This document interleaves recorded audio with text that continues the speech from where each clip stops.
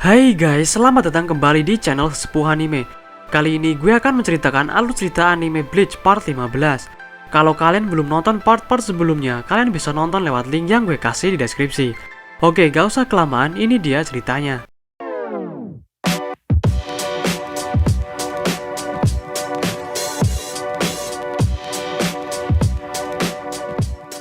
Komandan Yamamoto sudah menduga bahwa selama ini Shinji dan teman-temannya bersembunyi di dunia manusia. Lisa menghampiri Sun Sui dan menendang kepalanya karena tidur-tiduran di jalan. Dia meminta Sun Sui untuk menontonnya karena sekarang dia sudah lebih kuat dari terakhir mereka bertemu.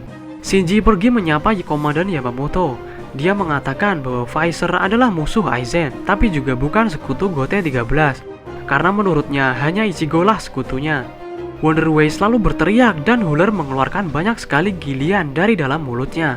Para Visor lalu memakai topeng mereka dan mulai bertarung melawan para gilian. Hiyori menyerang dengan Zero.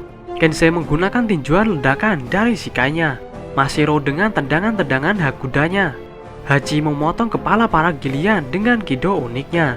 Lisa yang memotong gilian menggunakan pedangnya. Rose melilit gilian sampai hancur dengan teknik shikainya.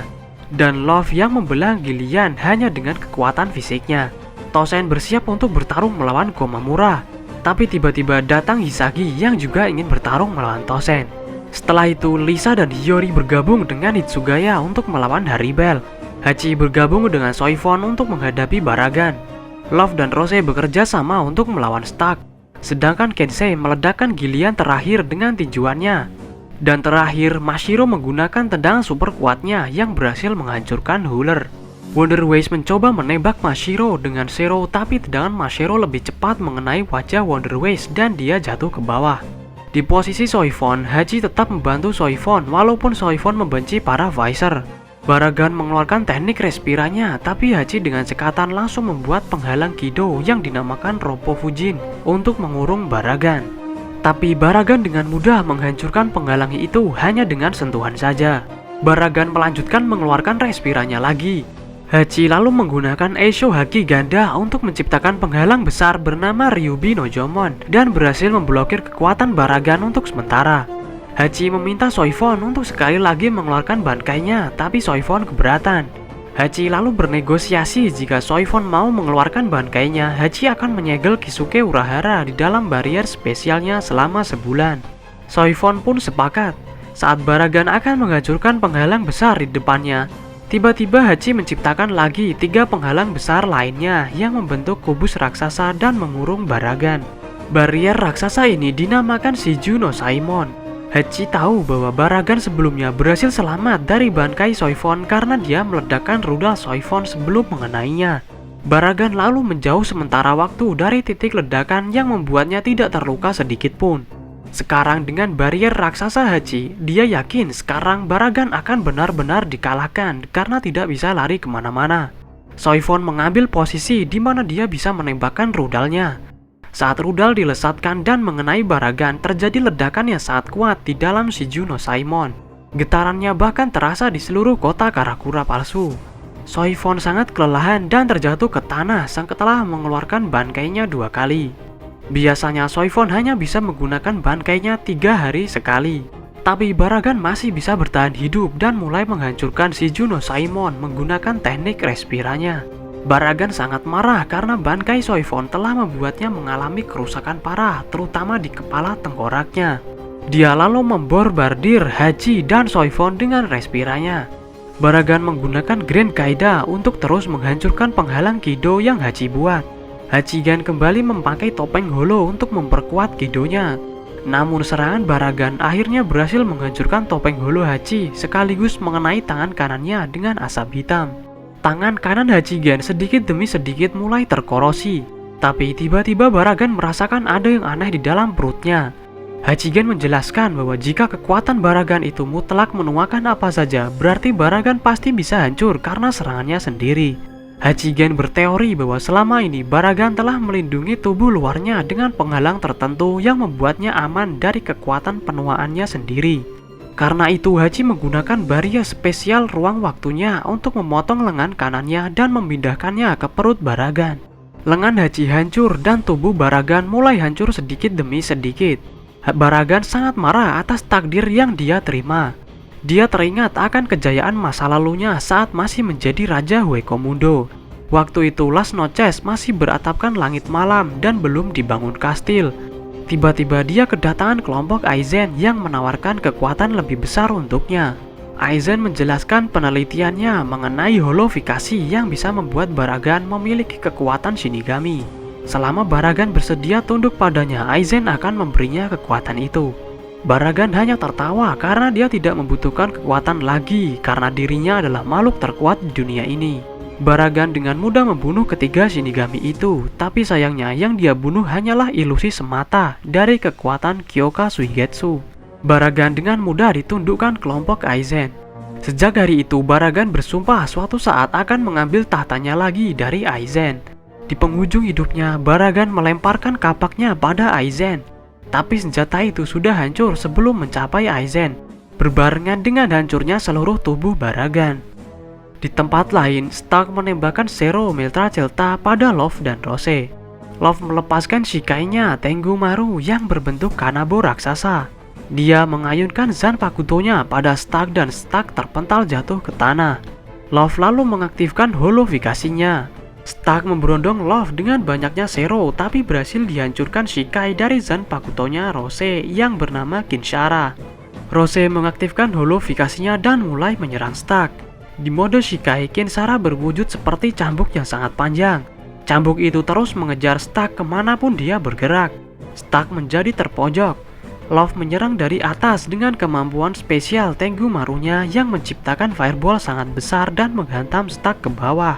Stark ingin menyerah saja karena dia sendirian dan harus berhadapan dengan dua orang kuat sekaligus. Lilineth menyemangati Stark bahwa dia tidak sendirian karena Lilineth selalu bersamanya. Stark bangkit dan bersiap mengeluarkan kekuatannya yang sebenarnya. Kedua pistol Stark mulai berubah menjadi kawanan serigala. Love dan Rose mengayunkan Zanpakuto mereka untuk menghancurkan semua serigala yang menyerang mereka. Tapi serigala-serigala yang hancur selalu bisa menjadi utuh kembali. Salah satu serigala tiba-tiba keluar dari puing-puing dan menggigit kaki Love. Serigala itu meledak yang menyebabkan kerusakan besar di daerah sekitarnya. Tapi untungnya Love dan Rose berhasil keluar dari zona ledakan. Beberapa serigala tiba-tiba mengerumuni Love dan Rose.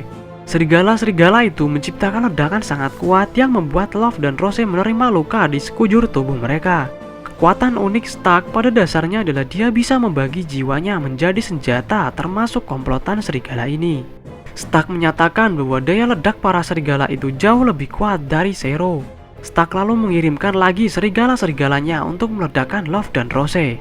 Mereka berdua terluka dan jatuh ke atas sebuah gedung. Stark menghampiri mereka dan bersiap memberikan serangan terakhir. Tapi tiba-tiba dia tertusuk pedang seseorang dari belakang. Pedang itu keluar dari bayangannya sendiri. Saat Stark melihat ke belakang, Sun Sui keluar dari bayangan itu. Sun Sui menjelaskan bahwa kemampuan dari Katen Kyokotsu adalah mengubah permainan anak-anak menjadi kenyataan. Zanpakuto-nya yang membuat peraturan, dan siapapun yang masuk ke dalam lingkup Reiatsu-nya wajib mengikuti peraturan itu, termasuk Sun Sui. Teknik yang digunakan Sun Sui adalah Kageoni. Orang yang bayangannya terinjak, dia akan kalah.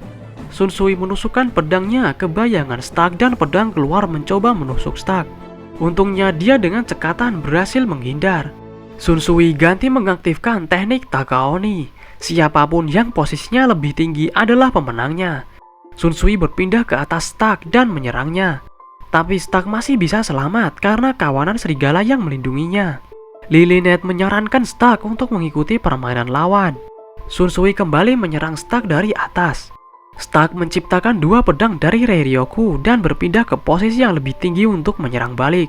Sun Sui ganti mengaktifkan Kageoni dan mencoba menusuk Stark dari bayangannya. Dengan sigap, Stark berhasil lolos dari serangan Sun Sui. Kawanan serigala menginjak bayangan Sun Sui dan masuk ke dalam bayangannya. Serigala-serigala itu lalu meledakkan dirinya. Sun Sui berhasil selamat dari ledakan dan ganti mengaktifkan Takaoni untuk menyerang dari atas. Kawanan serigala mengorbankan dirinya untuk melindungi Stark dari serangan. Sun Sui ganti mengaktifkan Bushogoma yang menciptakan tornado untuk menghancurkan para serigala terakhir. Stark menjadi panik karena kawanan serigala yang merupakan perubahan Lilineth sekarang telah mati. Shunsui ganti mengaktifkan teknik ironi, di mana serangan akan memberikan kerusakan pada warna yang dia incar. Shunsui mengincar warna abu-abu dan berhasil melukai lengan Stark. Shunsui menjelaskan bahwa dalam game ini warna yang diincar pada lawan akan memberikan kerusakan tergantung pada seberapa banyak warna yang ada di tubuhnya sendiri. Stark mengincar warna putih dan berhasil memberikan luka dalam pada punggung Shunsui. Shunsui lalu melepaskan Haori kaptennya dan mengincar warna hitam. Karena seluruh tubuh Shunsui terbalut warna hitam, maka kerusakan yang Stark terima pasti akan fatal. Shunsui langsung menebas kuat lubang hitam holo pada dada Stark. Menjelang ajal menjemput, Stark teringat masa lalunya. Di Weko Mundo ribuan holo mati hanya karena Reiatsu yang dikeluarkan Stark. Sebelum bertemu dengan Aizen, Stark dan Lilineth sudah menjadi Arrancar sendiri tanpa bantuan Hogyoku. Aizen yang tertarik dengan mereka lalu mengajak mereka bergabung ke dalam kelompoknya. Stark yang selama ini hidup kesepian merasa senang dengan ajakan Aizen dan menerimanya. Sebelumnya karena hidup sendirian, Stark membagi jiwanya menjadi dua, di mana jiwa yang satu bernama Lilineth. Mereka berjanji untuk selalu bersama agar tidak kesepian lagi. Di masa sekarang, Stark yang terluka parah lalu jatuh ke tanah dan mati. Love dan Rose berterima kasih pada Shunsui karena telah membantu mereka. Walaupun mereka berdua tidak senang dengan Shunsui yang bertarung sedikit tidak adil. Shunsui menasihati mereka bahwa dalam perang tidak ada kecurangan, yang ada hanya taktik. Di sisi lain, Haribel bertarung melawan Lisa dan Hiyori yang sudah mengaktifkan holofikasi dan melepaskan Shikainya. Ditambah Hitsugaya yang menggunakan bangkainya, Haribel benar-benar kerepotan melawan mereka bertiga langsung. Aizen merasa muak dengan kondisi saat ini. Dia langsung pergi ke tempat Haribel dan menebas perutnya. Aizen merasa kecewa karena sudah susah payah mengumpulkan para espada, tapi kekuatan mereka tidak mencapai ekspektasinya. Haribel marah dan menusuk bahu Aizen. Tapi sayangnya itu hanyalah ilusi saja. Aizen yang asli berada di belakang Haribel dan menusuk bahu kiri Haribel. Darah mengalir keluar dan dia terjatuh ke bawah. Aizen kemudian menantang para Shinigami Gote-13 dan Visor untuk bertarung melawannya. Oke, sekian dulu alur cerita Bleach Part 15. Video selanjutnya akan menjadi pertarungan akhir antara Yami melawan para Shinigami di Weko Mundo dan juga Tosen yang menunjukkan semua kekuatannya. Nantikan aja video gue berikutnya dan jangan lupa untuk like, subscribe, dan komen video ini. Sampai jumpa.